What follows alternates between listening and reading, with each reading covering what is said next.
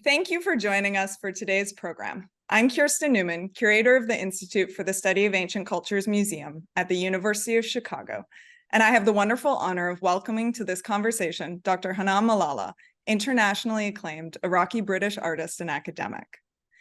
The impetus for coming together today for this program is our current special exhibition, Artifacts Also Die, on view at the ISAC Museum.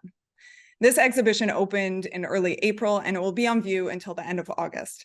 And we hope that many of those watching will have or have had the chance to visit in person. Today, we're going to talk about our collaboration on this exhibition, looking at some of the particular installations on view and their individual media components. I'll also ask Hanaa to share with us some details about her life and artistic career, and then we'll end with a broad look at the contemporary Iraqi art community today, and also future projects that are in the works for Hanaa. So thank you again for joining, and I hope you enjoy today's program.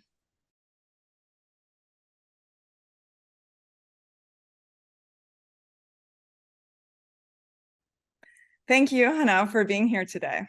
Before we talk about the exhibition Artifacts Also Die, I'd love to share with viewers more about yourself, your life story and career up until the present. What was your education and early career in Baghdad? And what was the path that brought you to your current residence in the UK?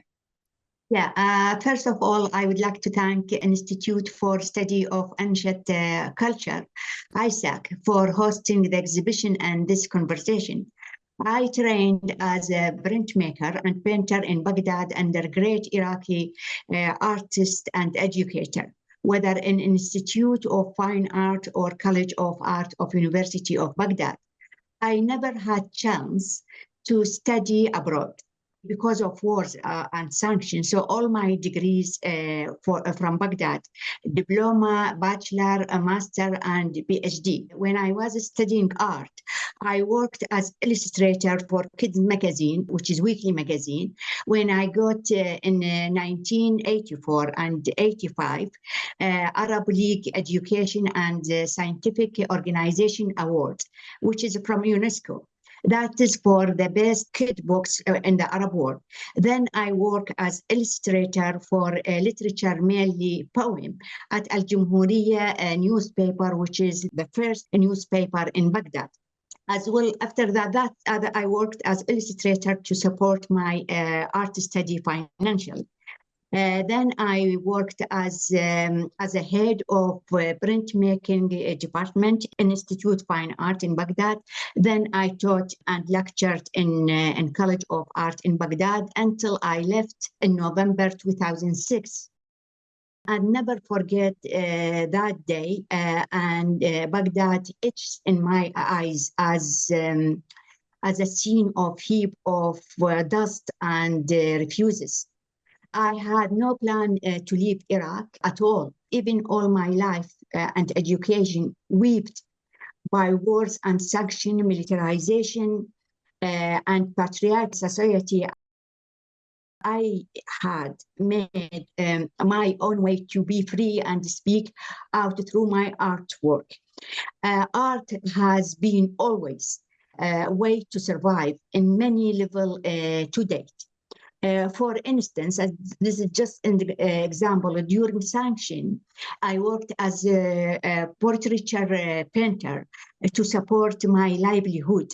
So in spite of the hardship, I managed to be in the central of art scene in Baghdad when Baghdad was a hub for Arab art world. And I got first reward during Al-Wasli Festival in 1991.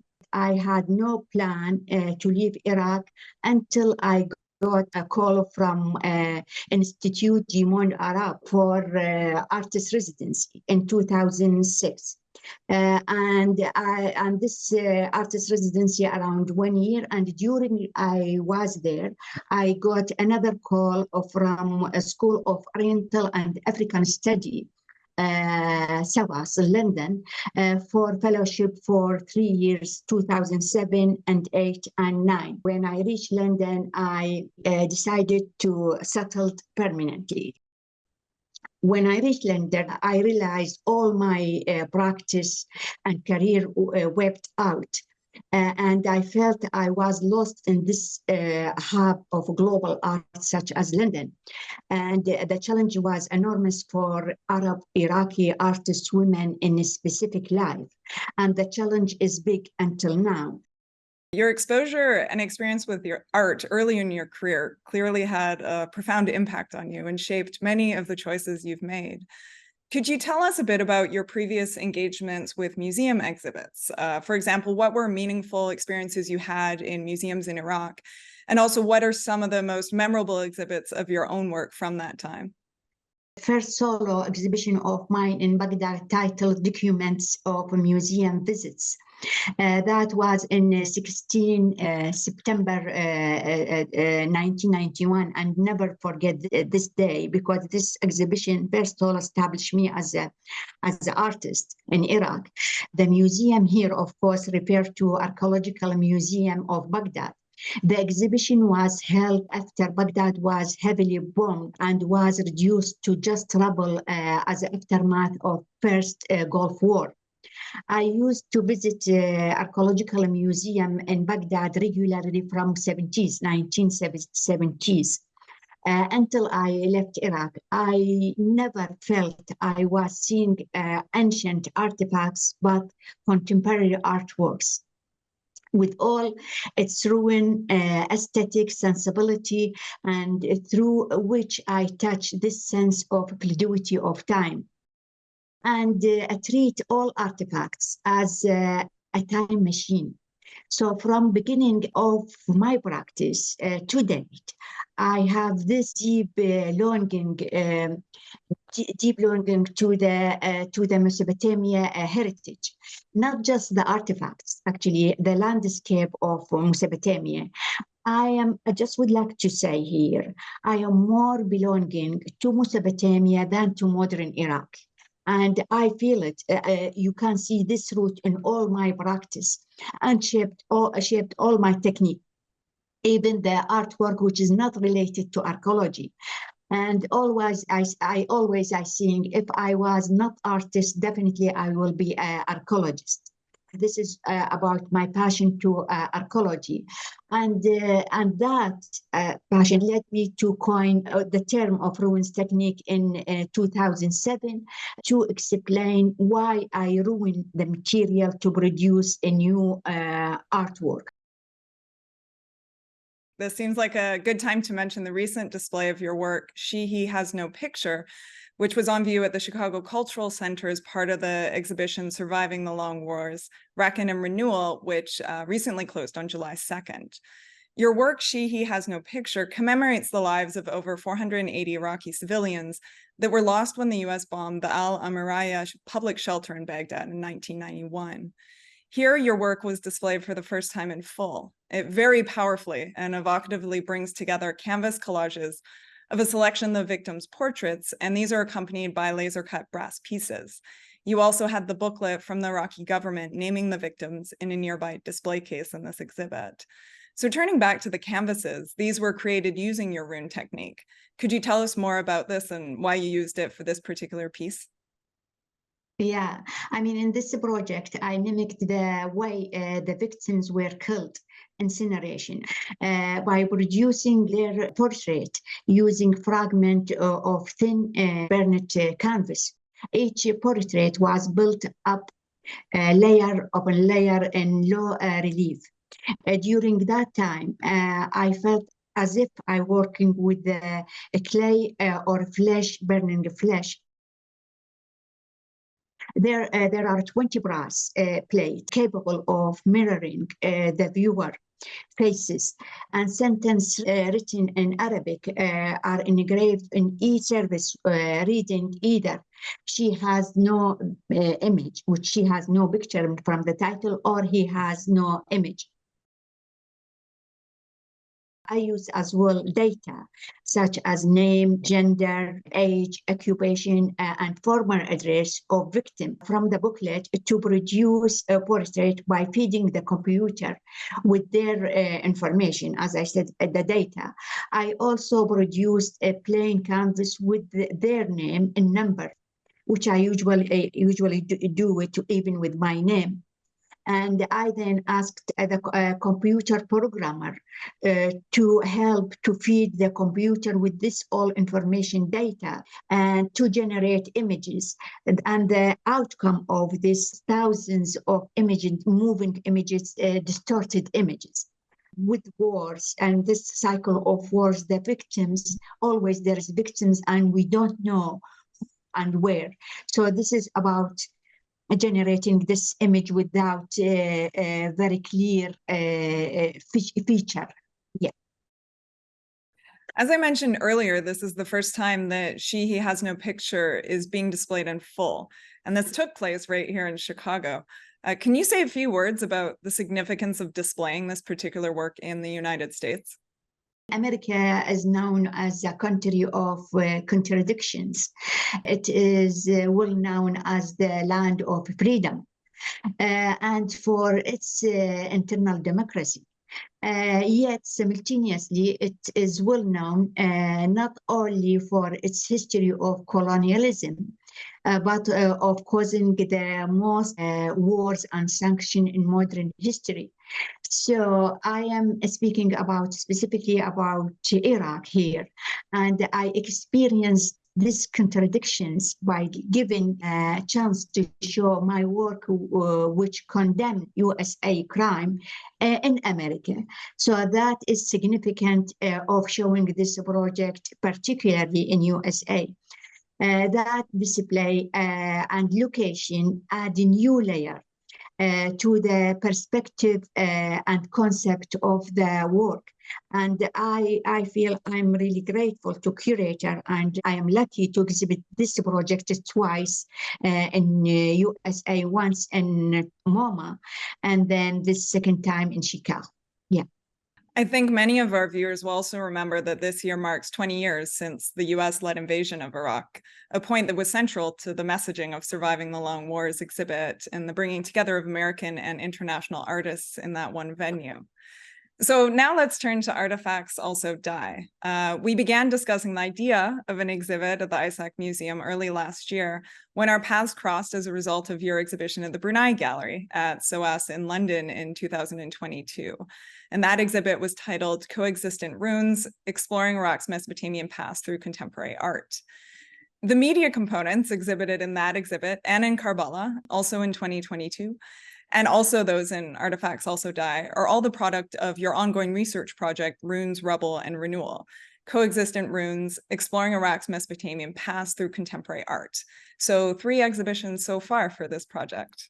And this collaborative, long-term, expanded media interdisciplinary project seeks to address how it might be possible to have renewed engagements with 4 ancient Mesopotamian heritage sites, including Babylon, Nimrud, Nufar, and Ur, as well as the Iraq Museum in Baghdad. And this is done by local Iraqi artists in post-conflict Iraq.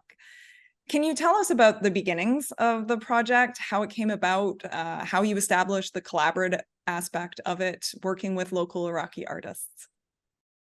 It has been started with the individual work of mine titled Drone Hit Ziggurat of Ur. As I was abroad in that time, I need team to go to Great Ziggurat of Ur to conduct the video.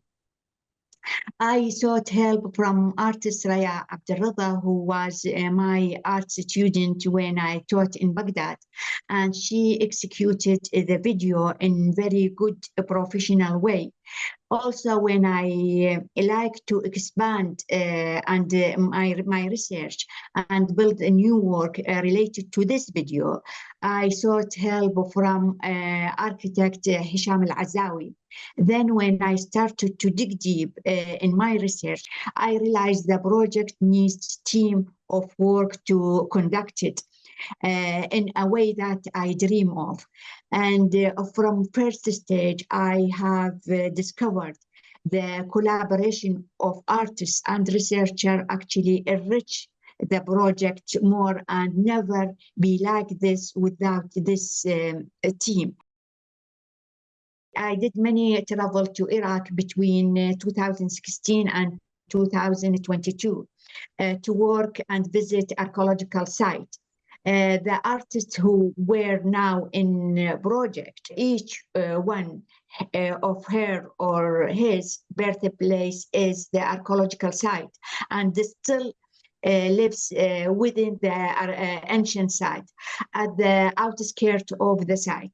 So each artist has daily contact with the site and the place, and the place actually shapes their practice intrinsically, and this is the most important thing.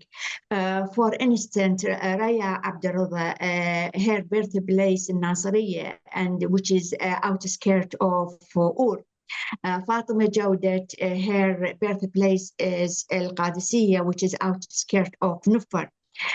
Rusgar, her birthplace is Sulaymaniya, and this is very close to Namrud. And then Muhammad Abdul Wasi, his birthplace Al-Hilla, which is outskirt of Babylon.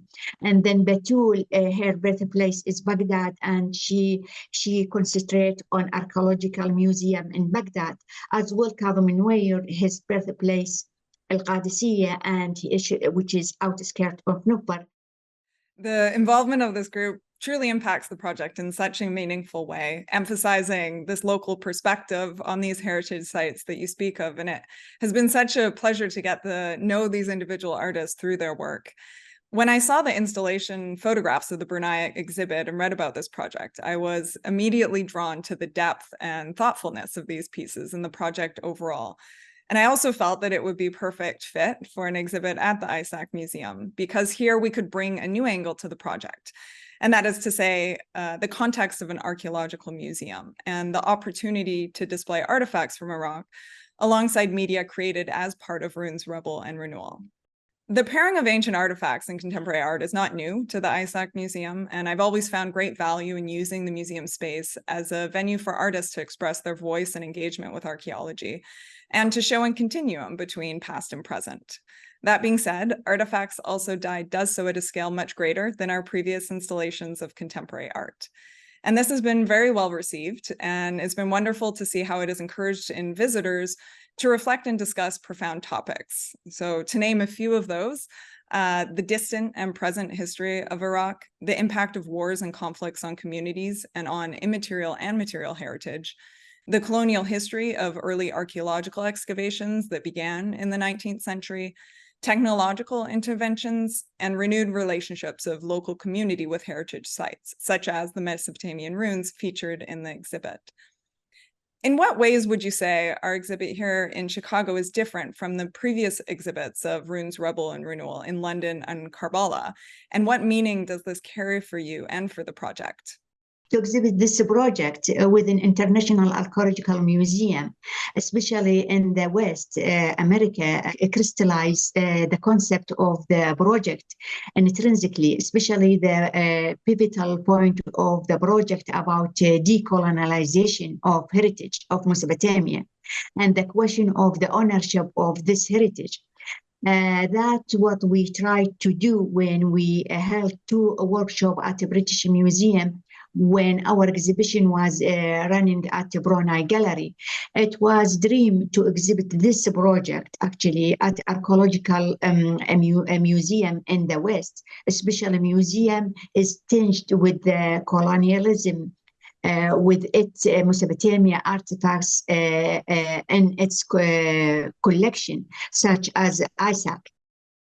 This is the first special exhibit to take place under the Institute's new name.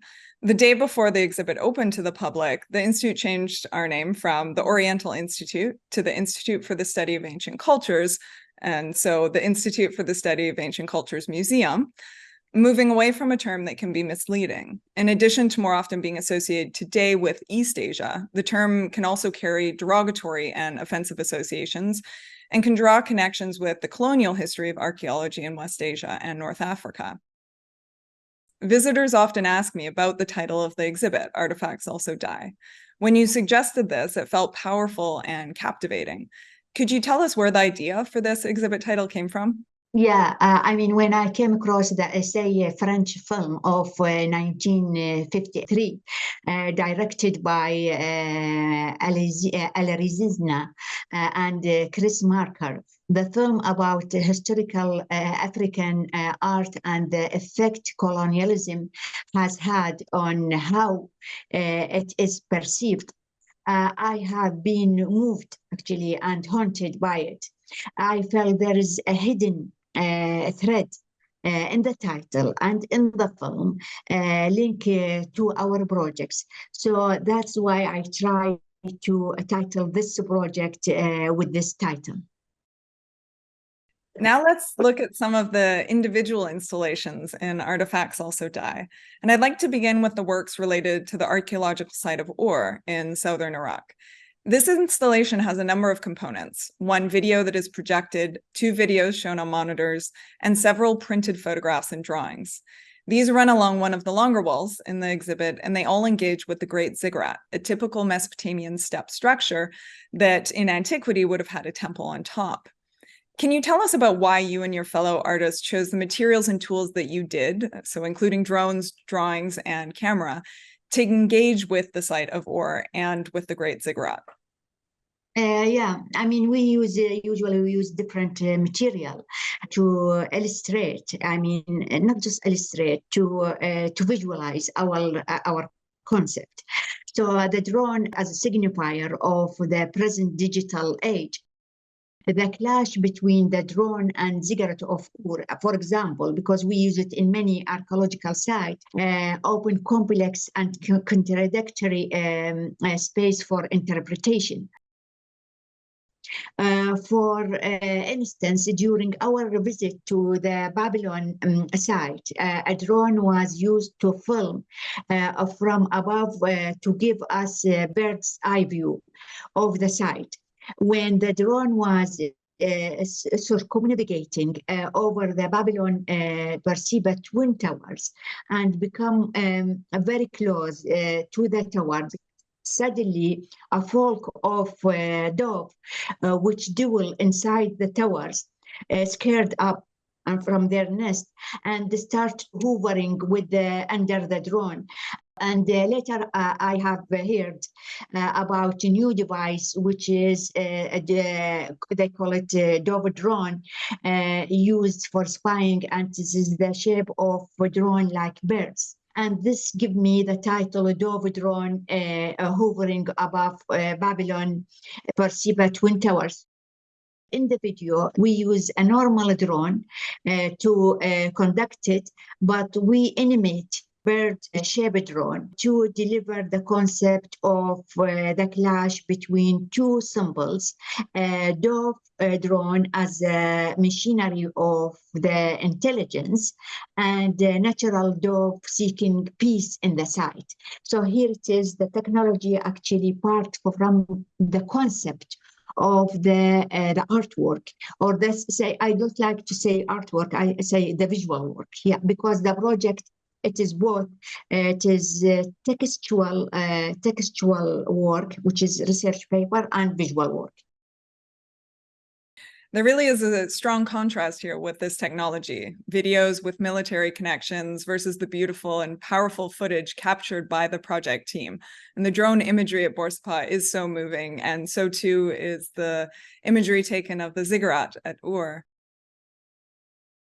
Another installation in the exhibit is called A Tale of Two Ruins, the Jewelry of Plundering and Violence. Here we have images representing two sets of jewelry, one formed from ancient artifacts and the other molded from the wreckage of car bombs. The portrait of Lady Laird is a 19th century painting that represents Lady Laird wearing a jewelry set that her husband, Sir Austen Henry Laird, gifted to her. Sir Laird was an early British archaeologist and explorer, and he had the jewelry set made in 1869 using Assyrian and Babylonian cylinder and stamp seals that he had acquired while in Iraq when it was part of the Ottoman Empire. Both the painting and the jewelry set are currently in the care of the British Museum. The second jewelry collection, called Bomb Rack Jewelry, is shown in the edited version of the painting that you created. Can you tell us the story behind the Bomb Rack Jewelry, who created this jewelry set, and also what inspired you to unite this jewelry set with the portrait of Lady Laird? in 2017 and 18, and during my regular visit to the Mesopotamian section at the British Museum, London, there is display of set of jewelry with the portrait of women wearing them. The display attracted me, and I spent time to look at it and read the notes there. Then I start to search it deeply to find the root of the Mesopotamian artifacts from which the set had been constructed. Once I saw the jewelry, the first time, the wreckage jewelry jumped to my mind. That what led me to create visual and text research paper. I use computer to replace the ancient jewelry of Lady Layard with the bomb wreckage jewelry, which were constructed from the two cars which exploded at El Mutanabbi Street in Baghdad on 5th of March 2007. In all my practice, the task of doing research and producing a visual work always proceed in tandem, usually using different technique to conduct it. I work both individually and collaboratively with all my projects. When I say I do visual work for research paper, that doesn't mean I do illustrate the text of the research, but I add visual layer for the text. What is new in this project here, what is now in ISAC, actually, it is the installation of the Assyrian ancient cylinders to mimic the jewelry, to create this new perspective of project by installing these cylinders to mimic the jewelries. The curator create a new vision and concept to the work. And that would be happened when any exhibition be curated by intellectual and creative curator. So I'm really grateful for the curator. Yeah. Oh, thank you very much. And it was a pleasure to find a way to express further the art that you created of Lady Layard. I wanted to also note two of the seals in the center that show the same style of golden attachment as those that hold together Lady Layard's jewelry, which you can see in the photograph. These attachments were added prior to the museum's acquisition of the seals, but they piqued my interest when I came across them while considering which objects to include, because they speak to a wider practice in the 19th century of modifying and reusing artifacts for personal adornment, and the problematic aspects of by whom, under what contexts, as this installation engages with. Here we're showing an installation titled Archaeological Archival Coding by Batul Mahdi and yourself. These photographs were taken by Batul of artifacts in the collection of the Rock Museum in Baghdad, focusing on their registration numbers of the type used for recording purposes after excavation and also in museum collections. Here, as the label in the gallery speaks to, Batul was motivated not by the objects themselves, but by her sense of loss after the looting of the Rock Museum in 2003, and her increasing anxiety of further looting. And this extends in the installation to Iraqi citizens whose portraits you've edited to include these same artifact numbers, to archive the anticipated people's revolt following years of war and conflict. When we first talked about this installation, the topic of movement came up, of how artifacts moved from the ancient landscape and are now housed in museums both within Iraq and globally. To respond to this idea, I suggested we include a display case with artifacts from the ISAC Museum collections, specifically ones that were excavated by the Institute's Iraq expedition between the 1930s and 50s, to show their registration numbers and to also include archival records and documents that attest to their journey from Iraq to Chicago. These objects were allotted to ISAC by the Department of Antiquities of Iraq as part of legal divisions of excavated finds. And this was a practice that was common for early 20th century archaeological excavations and was based on agreements between sponsoring institutions of excavations and host countries. So here we've included archival documents that speak to this earlier tradition, a list of antiquities allotted to Chicago, an export permit for the objects to leave Iraq, and a customs form when they entered the United States. At the same time, other artifacts excavated by the expedition made their way to the Rock Museum in Baghdad, where they are today similarly stored and displayed. In our conversations about this installation, connections have come up between artifacts traveling and being cared for and displayed outside of Iraq and in international museums, and the work of Iraqi contemporary artists and the artists themselves in the diaspora. Perhaps you could say a few words about this complexity of local versus global when it comes to the display of heritage and of contemporary art. Yeah, it is complicated, actually. As you said, it is a complicated situation. The West has discovered the ancient world of Mesopotamia, and usually I am pleased when I see international audiences at Mesopotamia section, at any section, at any international museum. On the other hand, always there's a question. If all these artifacts still in Iraq and display at Iraqi Museum, how that works. So it is actually a catch-22, and the question, it is complicated. But the ownership of this heritage is the fundamental question. It is in the heart of our research. It is not about the moving the artifacts. It is about the landscape and about the ownership. So here it is. As I said, it is this complicated dialogue or discussion about this heritage. Yeah.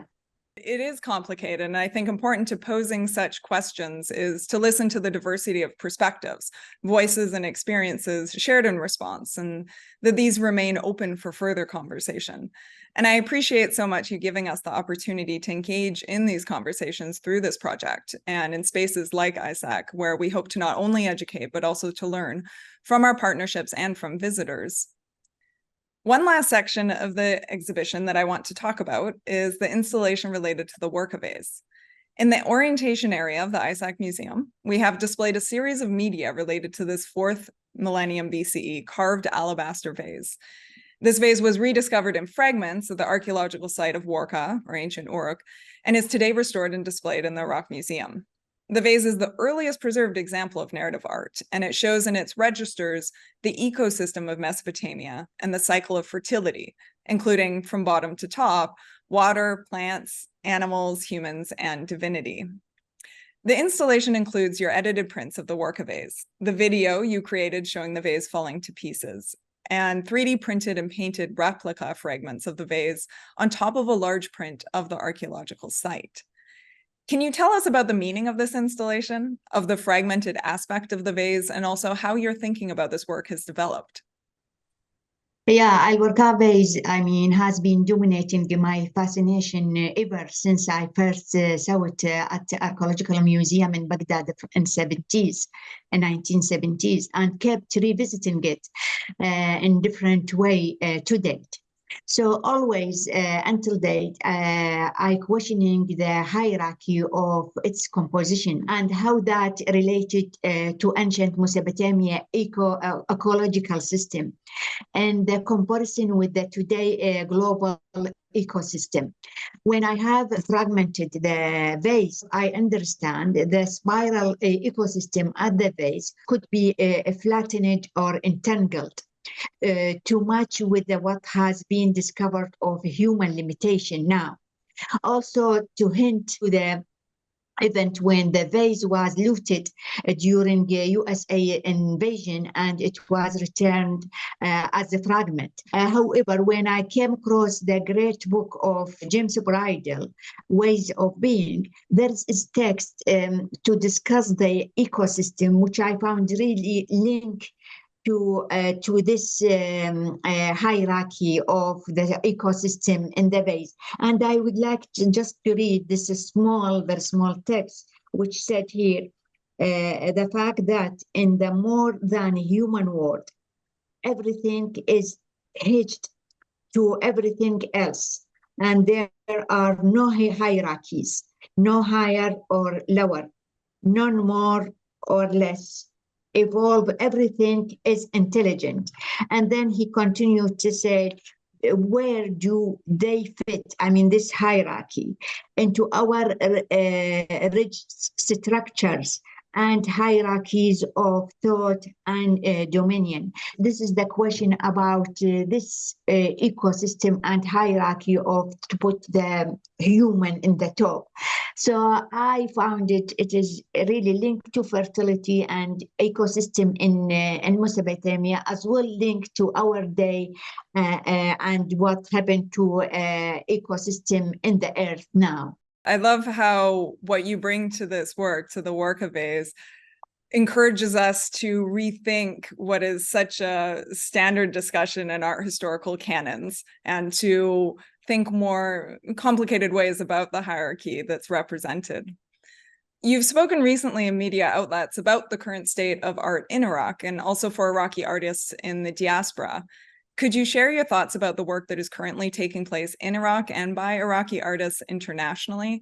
What are meaningful topics and issues being engaged with, for example, and how do you see these movements changing or growing, and what do you personally hope to see in the future?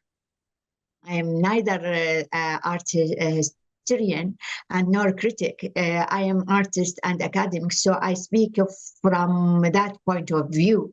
I think there are a lot of very talented artists inside Iraq, but there is a very big lack of institutional art system, which can promote them. I mean, most of that institution collapsed after 2003. To date, Iraqi artists inside Iraq feel they are isolated from the global art scene. On the other hand, there is outside Iraq, a lot of Iraqi diaspora artists have a very good international recognition. So because it is art, in the end, it is reflecting the situation of society. Yeah.